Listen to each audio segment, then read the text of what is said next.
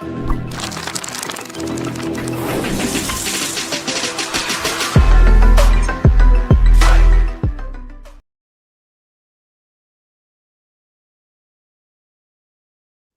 we looked at different visualization types in Power BI.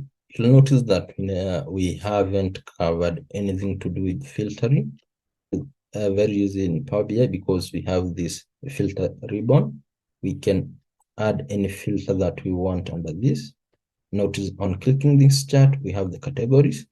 We can say we select all, we want all the categories, or we can say we just want the furniture and technology. That we have the furniture and technology represented. In that case, this is basic filtering. We can add the top end and add other advanced type of filtering. We'll look at that later when we have a better chart.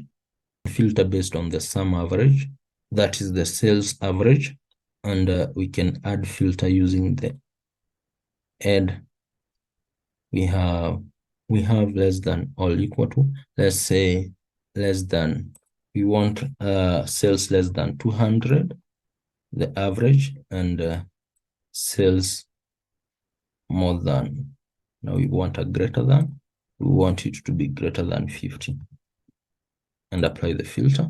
You'll notice we only have this, which lies between 50 and 200. That is, we have 120 as the average sales. And that's how we apply filters for both the categorical and non-categorical fields. We want to work with sales, and I want to work with states. And I have this big chart with 50 states and their sales, but I just want to have, and then we specify we want the top, let's say 10, and top 10 by value. But we have top 10, then top 10 by value.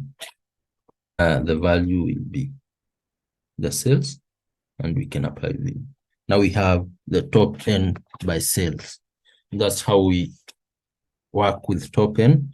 We can change that to, let's say, top 20, and apply. We just apply that. We maybe we want the top 5.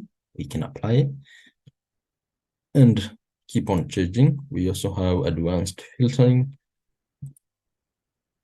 This is based on wildcards and such thing as entry, and will not apply that. We will work with only top 10 and basic filtering.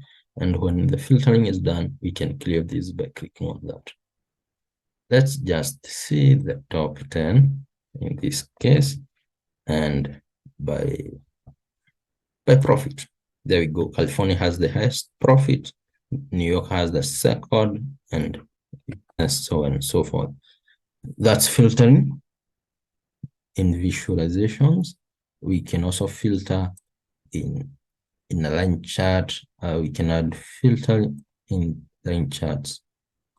Maybe we want, in this case, we have to use, let's see, we want to see the sales of 10 top N, and we say we want top 20 and apply this. You'll notice the chart changed. And then we can also filter based on the order dates. We can say we just want to represent data in the first quarter.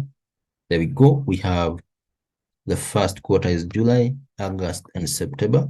We can have the fourth quarter is October to November and December. First quarter is January to March. We can also say maybe we want to filter based on years. We go back to basic filtering and we say we want data from 2015 on. We can refer to data from 2016 and 2017, or any other data that we are interested in. We can also filter based on the months, and under basic, we can select the specific months that we want. Filtering is actually applicable in all this visual representation of the data.